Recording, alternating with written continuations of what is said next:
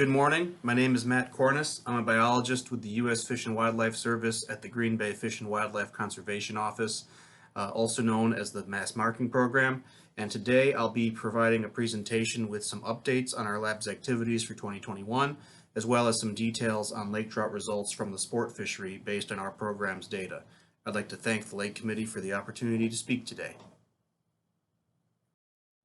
I'll start by talking about our tagging and marking efforts. Despite the pandemic, we completed our entire marking schedule in 2021.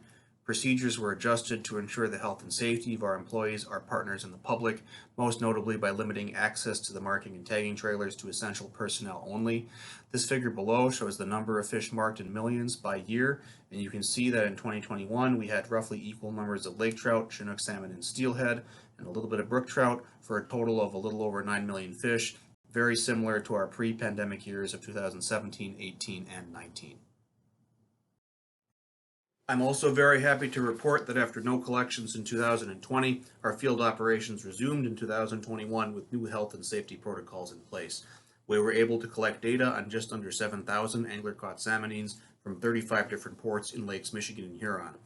And in addition to our core data collections for biodata and coded wire tags, we were able to collect specimens for collaborator-led studies on the diets of salmon and trout, as well as the natal origin of coho salmon via otolith microchemistry and the concentrations of PFAS chemicals in sport fish of the Great Lakes.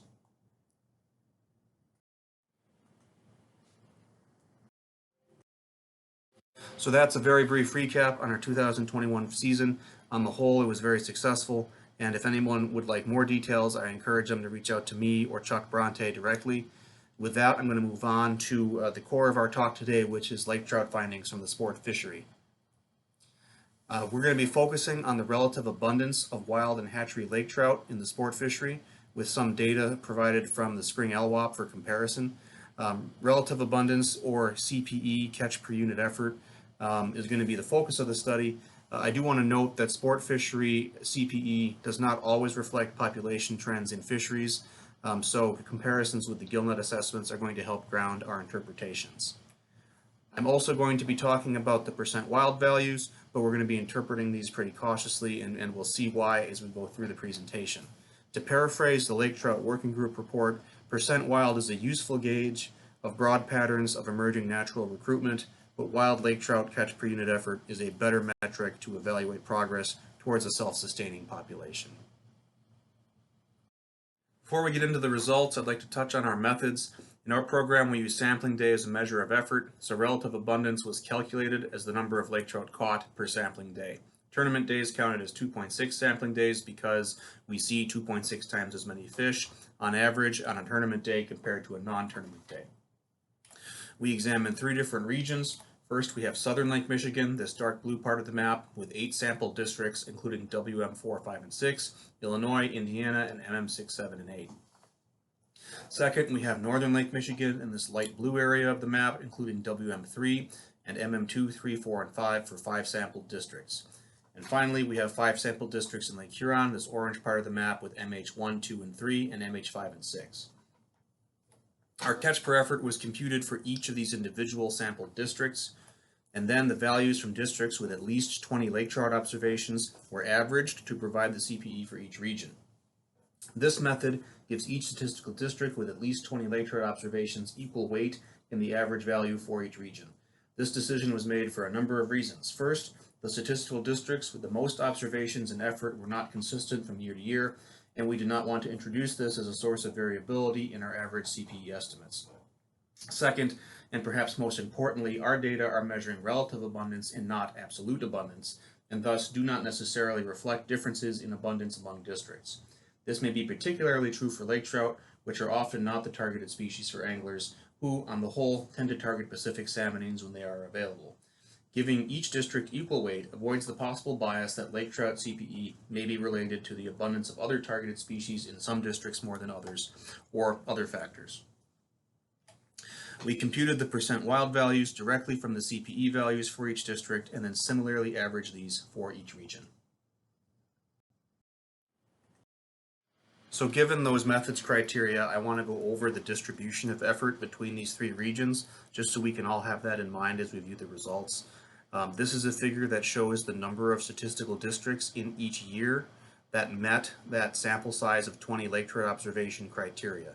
In other words, this is the number of stat districts included in the average value for each region in each year. This dark blue line is Southern Lake Michigan, and so we had all 8 districts meeting that sample size of 20 observations every year, and therefore this is the most robust source of data that we have and the one where we have the most confidence. This orange line is Lake Huron. We do have a fair bit of confidence here as well. We had at least 4 of the 5 Lake Huron districts meeting that sample size threshold in 5 of the 7 years, with 2 years where we only had 2 districts. And then this light blue line is Northern Lake Michigan. Out of 5 possible sampling districts, we only reached 4 out of 5 in 2 of those years. And then from 2017 through 2021, only 1 or 2 districts had sufficient observations for computing the average CPE values. And thus, I'd say our data from Northern Lake Michigan have the greatest potential to be exposed to variability just based on the lower amount of observations and effort. This figure similarly is evaluating our effort. This is the number of sampling days in each region by year. In this case, I'm only including the number of sampling days in districts where we met that sample size threshold of 20. Once again, we see a lot of effort in Southern Lake Michigan, where we averaged 372 sampling days per year. In Lake Huron, we averaged 70 sampling days per year. That's the orange line. And then in Northern Lake Michigan, we averaged 34 days per year, with again a weak spot between 2017 and 2021, where we only had 8 to 25 sampling days in districts with at least 20 lake trout observations. So things to keep in mind as we go through the results. So even though we're going to focus on relative abundance, I'm going to open with this slide, which shows the percentage of wild lake trout in the sport fishery in 2021 from all ages in each of the statistical districts that we sampled in 2021. Those districts with gray font have fewer than 20 total recoveries. I'm opening with this slide as this was a slide that caught a lot of attention at January's Lake Michigan Technical Committee meeting. It shows that overall there was 47% wild lake trout in Lake Michigan in 2021 sport fishery data, with values that were much higher in the south at an average of 56% than in the north with an average of 10%. And then Lake Huron had an average percent wild of 69%. So these percentage values are somewhat eye-popping. They're much higher than what we had even a few years ago, and for that reason caught a lot of attention. So if we boil those district-specific values down into our 3 key regions, we come up with this figure, which shows the percentage of wild lake trout in each region over a time series from 2014 through 2021. Going from top to bottom, we have Lake Huron in orange, and this shows a relatively stable percentage wild ranging from 55% to just under 70%, with perhaps a slight increase in the percent wild from 2016 through 2021. For Southern Lake Michigan, this shows a pretty dramatic rise in the percentage of wild fish from about 18% in 2016 to 56% in 2021. And in Northern Lake Michigan, we see percentage values for wild fish under 10% for the entirety of this time series. So taken on the whole, if you just looked at this figure, your first impression may be that we have a lot of wild fish in Lake Huron, that wild fish are going bonkers in Southern Lake Michigan, and that we still have an issue with wild recruitment in Northern Lake Michigan. However, the catch per effort values tell a somewhat different story. So to start telling that somewhat different story, I'm going to show this figure. This is the same data as in the prior figure, except instead of showing percentages, instead we have on the y-axis the relative abundance in fish per sampling day, again over that same time series. So in the past figure, we showed relatively stable percent wild fish for Lake Huron. This figure is actually showing that the relative abundance of wild fish is increasing really rapidly in Lake Huron over this time series, at least in the sport fishery. The last figure showed a really substantial rise in the percentage of wild fish in Southern Lake Michigan. This figure is showing a more modest improvement in the wild relative abundance of wild lake trout there. Again, this is still an encouraging pattern, but it's not the steep rise that we saw in the percentage values. And then the last figure showed relatively stable and low percentage of wild fish in Northern Lake Michigan. This figure shows much of the same until we get to 2021, where we actually had a value of about 1.5 fish per sampling day for wild lake trout in Northern Lake Michigan. Next, I'd really like to get into the details of why the relative abundance of wild lake trout is telling us a different story than the percentage of wild lake trout. And to do this, I'm going to show a series of figures that show the relative abundance in fish per day for each of our three regions, starting here with Lake Huron, over our number of sampling years here from 2014 to 2021. In each of these figures, the gray line will be wild lake trout relative abundance, and the orange line will be hatchery lake trout relative abundance. The percentage wild values for each year are then under the year on the x-axis in blue text. So here for Lake Huron, first we can see that the wild catch per effort has exceeded hatchery catch per effort since 2014. And as a result, we have percentage wild values that are above 50% for the entire time series.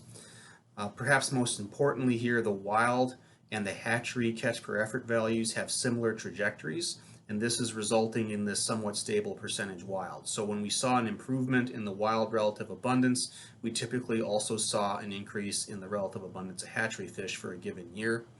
And so, you know, the percentage values don't give us this story where we see this really large improvement in the relative abundance of wild lake trout in the sport fishery. Wild lake trout relative abundance increased from 2.7 fish per day in 2014 to 10.6 fish per day in 2021 here in Lake Huron. In southern Lake Michigan, this figure really tells the story of why those percent wild values are going gangbusters, while in fact we see a more modest improvement in the relative abundance of wild fish. Here we see that modest improvement here in wild lake trout relative abundance, but that's paired with an opposite trajectory of hatchery lake trout in southern Lake Michigan. So we have these opposite trajectories. We have wild lake trout on the rise, hatchery lake trout is falling, and as it turns out, hatchery lake trout is falling a lot more substantially in southern Lake Michigan than wild lake trout are increasing. So just to give you some values, wild lake trout increased from 1.1 fish per sampling day to 2.8 fish per day from 2014 to 2021. Certainly this is an encouraging trend that shows we are seeing increasing numbers of wild production in southern Lake Michigan. However, the hatchery relative abundance declined from 8.7 fish per day to only 2.2 fish per day from 2015 through 2021. And so as a result, we see these really skyrocketing values in the percentage of wild fish, but that's more so a reflection of the declining hatchery lake trout than it is the rising wild lake trout, even though both of these patterns are occurring simultaneously. I also want to note that this value of 2.8 fish per day in 2021 in southern Lake Michigan is basically where we had Lake Huron in 2014. I'm a little remiss to compare these relative abundances between these regions for some of the reasons mentioned in the methods, but nonetheless, it does give us some indication that wild lake trout production, while we're seeing encouraging patterns, is lagging in southern Lake Michigan compared to a lake like Huron, where we've seen more advanced progress towards wild production of lake trout. So it's also important to note that the patterns we're seeing in southern Lake Michigan in the sport fishery are very consistent overall with the patterns we've seen in southern Lake Michigan in the spring gillnet assessments. On the left, you'll see a figure just like the one we showed in the last slide. On the right is the relative abundance in fish per 1,000 feet of gillnet for the southern Lake Michigan LWAP. Here we excluded southern refuge data because the sport fishery data doesn't have any data on the refuge. And you can see that our orange hatchery lake trout relative abundance line is falling from 2015 through 2021 in both the gillnet assessment and in the sport fishery, while wild lake trout relative abundance is improving in both the sport fishery and in the LWAP. In the spring assessments, that trend in wild production was a little more modest. It increased from 0.7 fish per 1,000 feet to 1.7 fish per 1,000 feet from 2014 to 2021, while hatchery CPE fell from 13.1 to 4.1 fish per 1,000 feet of net. This gives us some confidence in what the sport fishery data are telling us in southern Lake Michigan. It's also important to note that the decrease in the relative abundance of hatchery lake trout in southern Lake Michigan was entirely predictable based on stocking patterns. This is a figure from data from the Great Lakes Stocking Database, where we have the yearling equivalent number of lake trout stocked per year starting in 2005 and going through 2019. We converted fall fingerlings to yearlings based on the ratio of 2.41 to 1, published by Elrod et al. 1988. And we see a pretty substantial decrease in stocking in non-refuge southern Lake Michigan waters from about 1 million fish in 2005 to about 500,000 fish in 2009. This preceded the declines we're observing now in hatchery fish by 6 to 10 years, and as it turns out, in the sport fishery and in the spring LWAP, lake trout of ages 6 through 10 are pretty commonplace.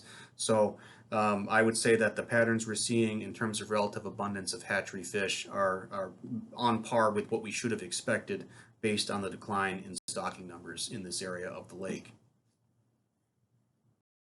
So hopefully by now I've been able to convince most of you of why we need to cautiously interpret patterns in the percentage of wild lake trout. But nonetheless, I want to show this figure. It shows the percentage of wild lake trout in the sport fishery in red and in the spring assessments in blue. The important thing to note here is that the trajectories are similar in both of these surveys. Obviously the values don't line up, but this is probably due to differences in survey design. It's likely that we are observing different portions of the lake trout population in the sport fishery than we are with the gillnet assessments for a number of reasons. And so the big picture messages, though, are the same in the sense that the trajectories are the same. And I do want to note that these increases in the percentage of wild fish appear to be more due to the decline in the relative abundance of hatchery fish than the rise in the relative abundance of wild fish, even though we see both of those patterns occurring at the same time. Finally, I want to talk about northern Lake Michigan. In the sport fishery, we see that the relative abundance of wild fish remains far below the relative abundance of hatchery fish for the duration of this time series. We see wild fish catch per effort was 1.5 fish per day in 2021, following really low catch per efforts of less than 0.4 for the rest of this time series. So there is a little bit of a modest improvement there in northern Lake Michigan in the sport fishery in 2021. It remains to be seen if that's the start of the trend or a one-off in terms of interannual variability. Our hatchery CPEs fluctuated pretty widely over the course of this time series, and I'm wondering if this is likely in part due to the lower sample size in this region. So if we compare our sport fishery data in northern Lake Michigan to the spring gillnet assessments, here is the figure for the assessments on the right. And we see that the hatchery catch per effort is not nearly as variable in the gillnet assessments as it was in the sport fishery. In particular, there was a relatively stable hatchery CPE around 8 fish per 1,000 feet of net until 2018, when it increased a little bit and then decreased through to 2021. Comparing that to the sport fishery, where we bounce around a lot, my biggest take on this is I'm pretty sure that this discrepancy for hatchery, relative abundance of hatchery lake trout, is going to be due to that low sampling effort in the sport fishery relative to the considerably higher effort in the LWAP in northern Lake Michigan.